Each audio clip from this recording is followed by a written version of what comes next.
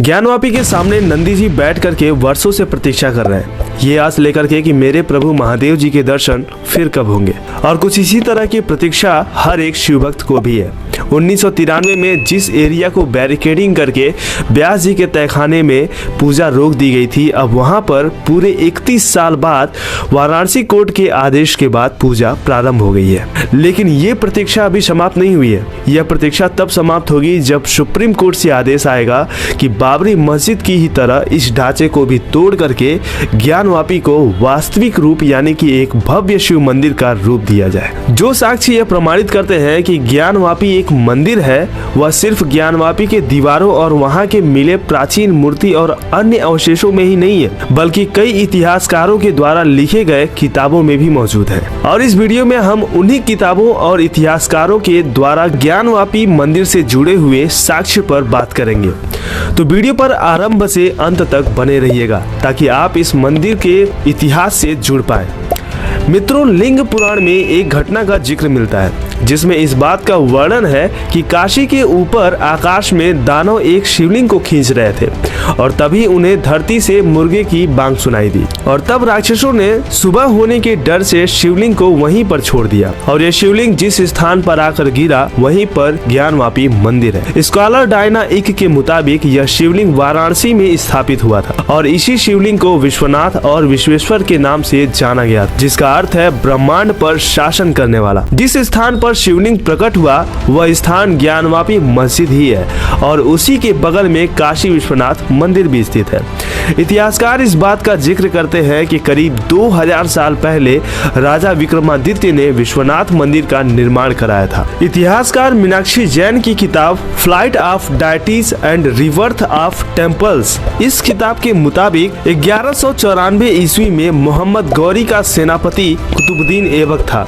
उसने विश्वनाथ मंदिर पर हमला किया और उसे ध्वस्त कर दिया। अगली किताब है ओम प्रकाश केजरीवाल की काशी नगरी एक रूप अनेक। इस किताब के अनुसार दिल्ली सल्तनत के राजकुमारी रजियत उद्दीन ने 1236 से 1240 ईस्वी के बीच ठीक इसी स्थान पर रजिया मस्जिद का निर्माण कराया। उसके बाद इतिहास में जिक्र मिलता है कि जौनपुर के सुल्तान महमूद शाह शर्की, जो कि 1936 से 1458 के शासनकाल में वाराणसी आया था और यहाँ के मंदिरों को तोड़ फोड़ दिया और उसमें विश्वनाथ मंदिर भी शामिल था। अगली किताब है बनारस हिंदू यूनिवर्सिटी के इतिहासकार डॉक्टर A.S. अल्तेकर की। वह अपनी किताब हिस्ट्री ऑफ बनारस में लिखते हैं कि राजा टोडरमल ने विश्वनाथ मंदिर का पुनर्निर्माण 1585 में करवाया था। टोडरमल अकबर के नवरत्नों में से एक था। इस मंदिर के निर्माण में टोडरमल का पुत्र गोवर्धन दास और दक्षिण भारत के विद्वान नारायण भट्ट की भी महत्वपूर्ण भूमिका थी। दोस्तों, औरंगजेब ने काशी विश्वनाथ मंदिर को सिर्फ एक बार ही नहीं बल्कि तीन बार तोड़वाया था। 1642 ईस्वी में शाहजहां ने काशी विश्वनाथ मंदिर को ध्वस्त करने का आदेश दिया था, लेकिन हिंदुओं ने जबरदस्त विरोध किया और जिसकी वजह से शाहजहां इस मंदिर को तोड़ने में असफल रहा था, लेकिन काशी के कई छोटे बड़े मंदिरों को तोड़ डाला था। 1658 ईस्वी में जब शाहजहां बीमार पड़ा तो उसकी सत्ता औरंगजेब ने छीन ली। मुस्तैद खान की किताब मसीर ए आलमगीरी में इस बात का जिक्र मिलता है कि औरंगजेब ने 8 अप्रैल 1669 को वाराणसी के मंदिरों और विद्यालयों को ध्वस्त करने का फरमान जारी किया था।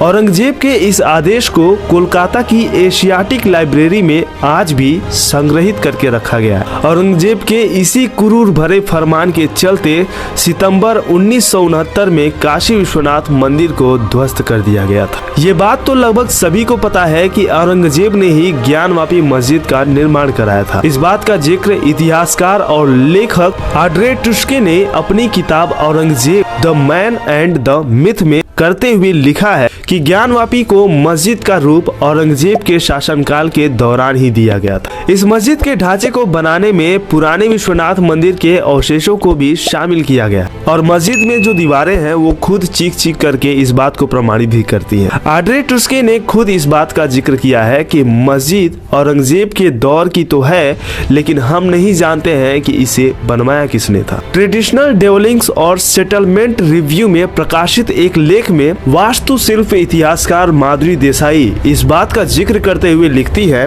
कि विश्वनाथ मंदिर को, जो कि ज्ञानवापी के बगल में स्थित है, इसका निर्माण बहुत बाद में हुआ था। इतिहास के पन्नों में इस बात का जिक्र किया गया है कि 1777 में इंदौर की महारानी अहिल्याबाई होलकर ने विश्वनाथ मंदिर को पुनः बनवाने का प्रण लिया और इसे जन्माष्टमी के दिन 3 साल के अंदर बनवा करके तैयार भी कर दिया। अहिल्याबाई जी ने विश्वनाथ मंदिर के गर्भगृह को फिर से बनवाकर शास्त्र सम्मत तरीके से उसमें मूर्ति की प्राण प्रतिष्ठा भी करवाई थी। जिक्र मिलता है कि 1859 में महाराणा रणजीत सिंह ने इसके गुंबदों को ढकने के लिए लगभग 1 टन का सोना दान किया था। 19वीं सदी के ब्रिटिश आर्किटेक्ट और लेखक जेम्स प्रिंसेप ने 1831 में अपनी किताब बनारस इलस्ट्रेटेड ए सीरीज के ड्राइंग्स में लिखते हैं, औरंगजेब के शासनकाल के दौरान ही विश्वेश्वर मंदिर को तोड़ा गया था और उसके ऊपर मस्जिद का ढांचा बनवा दिया गया और साथ में ही उन्होंने लिथोग्राफी तकनीक से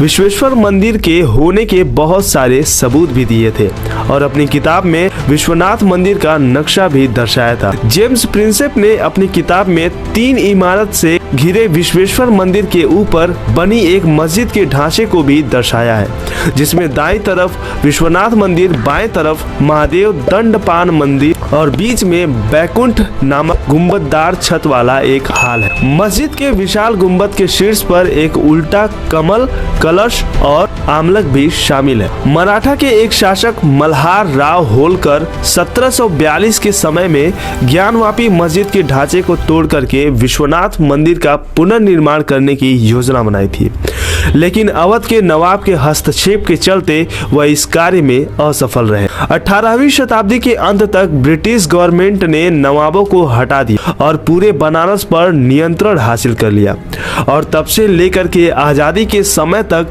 हिंदू और मुस्लिम पक्षों के बीच ज्ञानवापी परिसर को लेकर के विवाद सुलगता रहा। 1809 में एक भीषण दंगा हुआ था जब हिंदुओं ने विश्वनाथ मंदिर और ज्ञानवापी मस्जिद के बीच में एक छोटा स्थल बनाने का प्रयास किया था। इसके बाद 1883 से 84 के बीच में ज्ञानवापी मस्जिद के ढांचे का पहला जिक्र राजस्व के दस्तावेजों में किया गया, जिसमें इस ढांचे को जामा मस्जिद ज्ञानवापी के तौर पर दर्ज किया गया और इसी के आधार पर 1936 में मुकदमा दायर किया गया, जिसकी वजह से 1937 में ज्ञानवापी को एक मस्जिद के रूप में मान्यता भी मिल गई और बाद में अदालत ने भी इस फैसले को मान लिया था कि मस्जिद में 15 अगस्त 1947 से पहले ही नहीं बल्कि औरंगजेब के समय से ही इसमें नमाज पढ़ा जा रहा है। उस समय पंडितों और महंतों के वंशागत समूह के द्वारा मंदिरों का प्रबंधन किया जाता था। जब महंत देवी दत्त की मृत्यु हुई तो उनके उत्तराधिकारियों में विवाद हो गया और 1990 में उनके बहनोई और पंडित विश्वेश्वर तिवारी के मुकदमा दायर किए जाने के बाद उन्हें मुख्य पुजारी घोषित किया गया। 1959 में अखिल भारतीय प्रतिनिधि सभा ABPS ने काशी के मुद्दे को उठाया, जिसमें मस्जिदों में तब्दील किए गए मंदिरों के मुद्दे पर एक प्रस्ताव अपनाया। अब वो समय आ चुका था जब हिंदू अयोध्या, काशी और मथुरा इन तीनों धार्मिक स्थलों को लेकर के दावा ठोकते हैं। 1984 में विहिप ने दिल्ली में पहली धार्मिक संसद का आयोजन किया और इसी में अयोध्या, काशी और मथुरा तीनों हिंदू मंदिरों पर दावा ठोका और राष्ट्रव्यापी प्रस्ताव लाया। इसके बाद 1980 के दशक में राम मंदिर आंदोलन का मुद्दा गरमाया और साथ में काशी विश्वनाथ और मथुरा के केशव राय मंदिर में मुद्दे उठाए गए थे और उस समय के आंदोलन में ये नारा खूब प्रसिद्ध हुआ था, अयोध्या तो बस एक झांकी है, मथुरा और काशी अभी बाकी है। वर्तमान में वाराणसी डिस्ट्रिक्ट कोर्ट ने ज्ञानवापी हिंदू पक्ष को व्यास जी के जिस तहखाने में पूजा करने की अनुमति दे दी है, उस स्थान पर 1993 में ही पूजा पाठ करने से रोक लगा दी गई थी। सोमनाथ व्यास के नाती शैलेंद्र कुमार पाठक व्यास बताते हैं कि उनका परिवार 1591 से ही काशी विश्वनाथ मंदिर से जुड़ा हुआ है और उनके नाना दिसंबर 1993 तक वहां पर पूजा अर्चना भी करते थे। ये तहखाना काशी विश्वनाथ परिसर के गर्भगृह के पास नंदी जी के मूर्ति के ठीक सामने है। तो साथियों, ये है इतिहास के पन्नों से जुड़ी हुई ज्ञानवापी मंदिर के साक्षियों की गाथा। आशा करता हूँ मैं आपको इस वीडियो के माध्यम से ज्ञानवापी के इतिहास से जोड़ पाया। अपने विचार कमेंट में जरूर लिखिएगा और इस वीडियो को शेयर करना मत भूलिएगा। चैनल पर नए हैं तो चैनल को सब्सक्राइब कर लीजिएगा। ऐसी ही सनातनी अपडेट के लिए मैं शॉर्ट वीडियोस में ज़्यादा बातें करता हूँ, तो चैनल को सब्सक्राइब जरूर कीजिएगा। हर हर महादेव, ओम नमः शिवाय।